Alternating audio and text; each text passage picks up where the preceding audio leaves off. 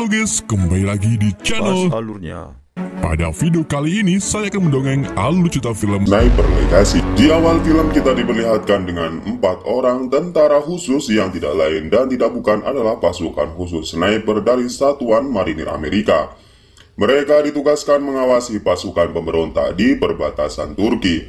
Dan tak lama setelah itu para pemberontak datang dan para warga yang akan melakukan perjalanan ke sebuah tempat.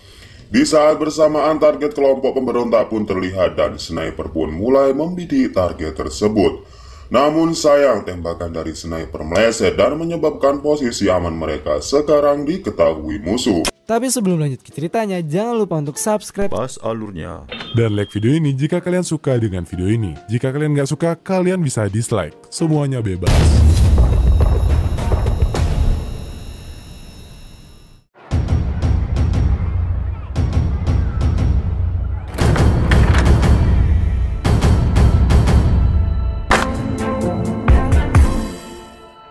Di awal film kita diperlihatkan dengan 4 orang tentara khusus yang tidak lain dan tidak bukan adalah pasukan khusus sniper dari Satuan Marinir Amerika. Mereka ditugaskan mengawasi pasukan pemberontak di perbatasan Turki.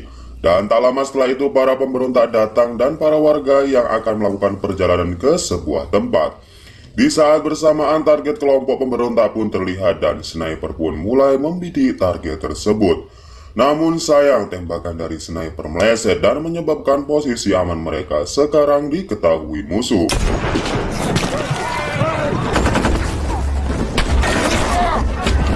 Di saat kontak senjata berlangsung, salah seorang sniper harus gugur dikarenakan tembakan musuh. Namun akhirnya sang malaikat pencabut nyawa jarak jauh ini pun meratakan pemberontak yang mencoba maju menyerang mereka.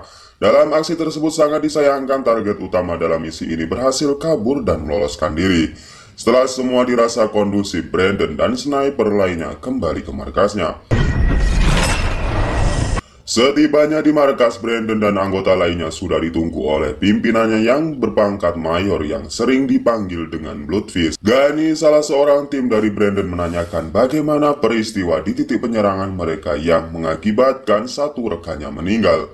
Tak lama kemudian Mayor mendatangi Brandon, namun Brandon di sini ingin mengundurkan diri dari misi selanjutnya karena ia telah mengalami banyak kehilangan timnya. Namun di sini Mayor tidak mengiyakan dan terus memotivasi Brandon dan mengatakan bahwa Brandon sudah ditakdirkan menjadi seorang sniper yang sangat handal.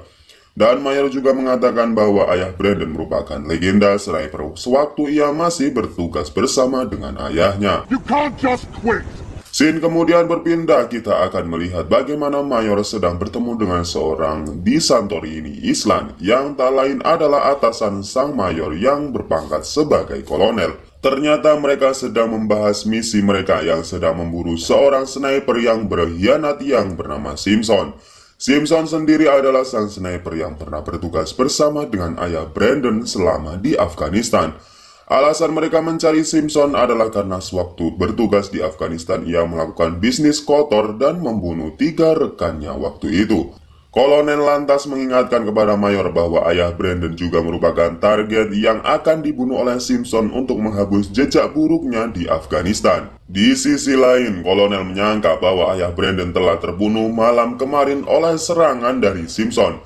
Di akhir kata, Kolonel mempercayakan misi tersebut kepada Mayor, dan Mayor juga berjanji akan membunuh Simpson. Pagi harinya, Mayor menemui Brandon dan mengatakan ayah Brandon telah meninggal karena serangan Simpson kemarin malam.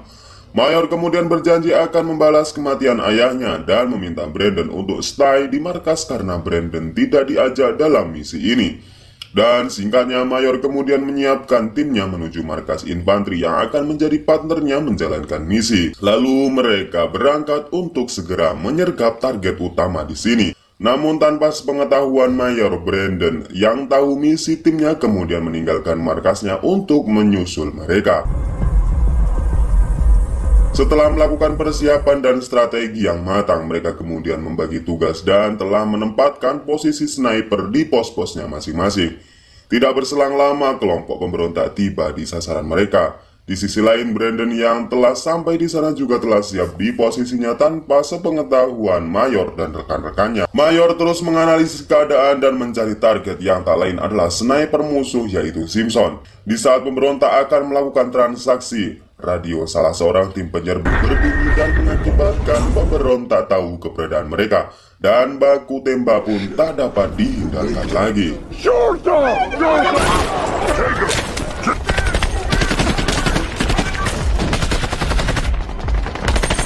Di tengah hiruk pikuknya baku tembak tersebut terdapat serangan berupa tembakan yang secara misterius.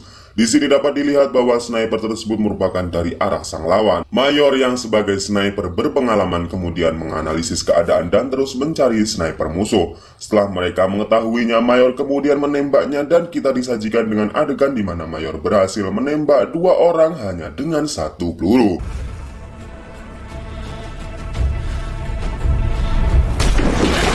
Namun di sini para tim penyerbu masih direpotkan dengan banyaknya jumlah pemberontak yang harus mereka lawan. Di saat-saat tersebutlah Brandon menembak tangki bahan bakar yang mengakibatkan meledak dan membuat para pemberontak kocar-kacir.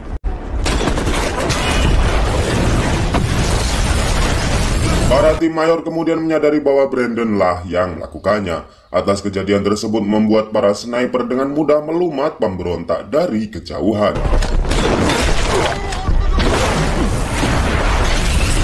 Merasa tidak ada lagi perlawanan, salah satu pimpinan tim penyerang memerintahkan untuk menyisir tempat tersebut.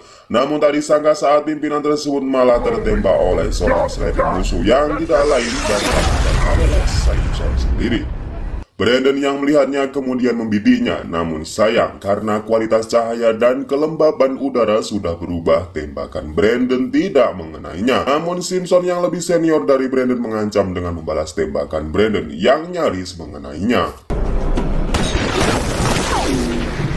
Namun di sini saat Simpson hanya terfokus kepada Brandon yang mengakibatkan ia tertembak oleh sniper hantu yang tidak terwujud. Merasa dirinya terluka, Simpson kemudian memutuskan untuk melarikan diri. Dan Brandon yang melihat Simpson pergi langsung mengejarnya ke semak-semak. Namun tiba-tiba sang sniper hantu tersebut menampakkan wujudnya yang tak lain dan tak bukan adalah ayah Brandon, yaitu Thomas Becket. Setelah mereka sejenak mengobrol karena tidak menyangka Thomas Becket masih hidup, mereka kemudian menyusun rencana dan membagi tugas untuk kemudian mengejar Simpson. Keesokan paginya kita diperlihatkan dengan Brandon yang berlari di bebatuan yang terus mengejar Simpson dan terjadilah baywan di antara keduanya.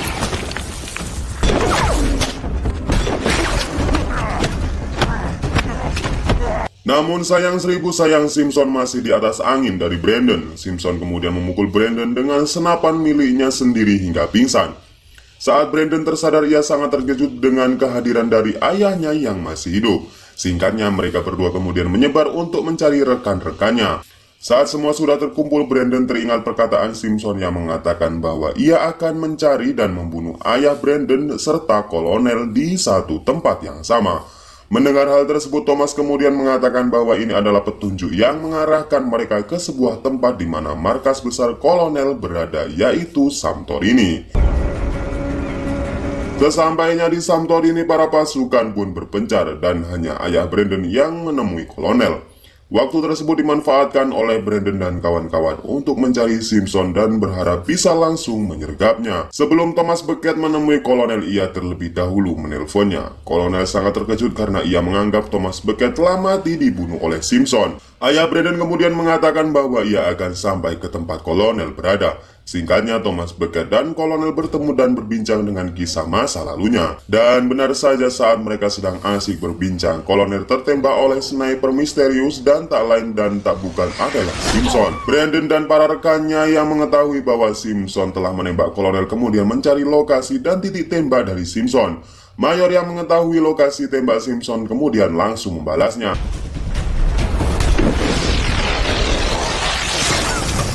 Sayang, bidikan Mayor masih meleset karena jarak yang cukup jauh. Simpson yang mengetahui keberadaannya sudah diketahui pun langsung melarikan diri. Namun ternyata hal tersebut hanya sebuah pancingan untuk anggota Mayor agar masuk ke jebakannya.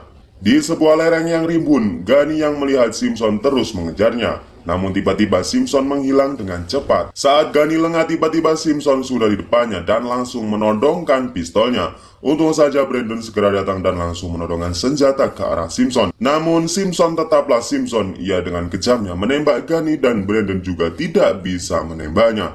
Blow his fucking head off, Sarge! Brandon terus berlari mengejarnya dan Simpson dengan sengaja memancing Brandon agar masuk ke dalam perangkapnya, yaitu sebuah senjata sniper otomatis yang telah diproyeksikan dengan ponsel miliknya. Saat Brandon tepat di bidikannya, Simpson langsung menembaknya. Namun di sini Brandon dapat menghindari tembakan otomatis tersebut. Welcome to my kill zone, Junior.